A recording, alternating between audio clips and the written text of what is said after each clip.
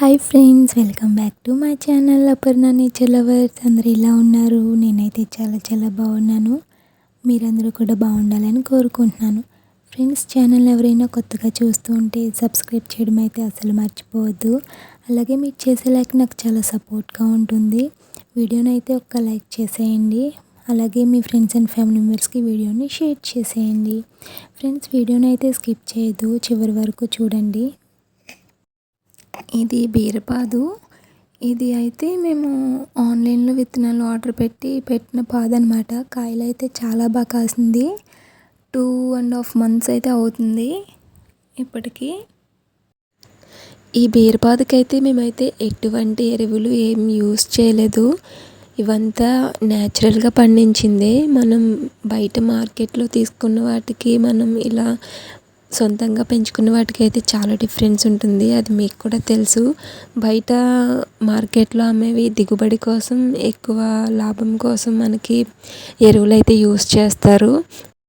మనం ఏ ఫుడ్ తీసుకున్నా కెమికల్స్తో పండించినవి, అలాగే ఎరువులతో పండించినవే మనం తీసుకుంటున్నాం. అవి హెల్త్కి అస్సలు మంచివి కాదు. ఏ ఫ్రూట్స్ తీసుకున్నా, ఏ కూరగాయలు తీసుకున్నా, అసలు ఏం తీసుకున్నా కెమికల్ లేకుండా పండించట్లేదు, అలాగే ఎరువులు లేకుండా పండించట్లేదు. మనకి కొంచెం స్థలం ఉన్నా కూడా ఇంటి దగ్గర కానీ, అలాగే మన పెరట్లో ఏదైనా కొంచెం స్థలం ఉన్నా కూడా మనం ఇలా పెంచుకోవడం వల్ల మన ఆరోగ్యం అయితే చాలా బాగుంటుంది. మనం తీసుకునే ఫుడ్ మీదే మన ఆరోగ్యం ఆధారపడి ఉంటుంది. ఇది మీరు గమనించినట్టయితే ఇది పందిరి టైప్ అయితే లేదు, పాదు. చూడండి, ఒక కర్ర పాతి, దీనికి వైర్లు కనిపిస్తున్నాయి కదా, ఇలా వైర్లు కట్టుకొని పాదైతే మనం ఎక్కించుకోవచ్చు. ఇలా అయితే మనకి చాలా తక్కువ ప్లేస్లో మనకి పండించుకోవడానికి కూడా చాలా ఈజీగా ఉంటుంది.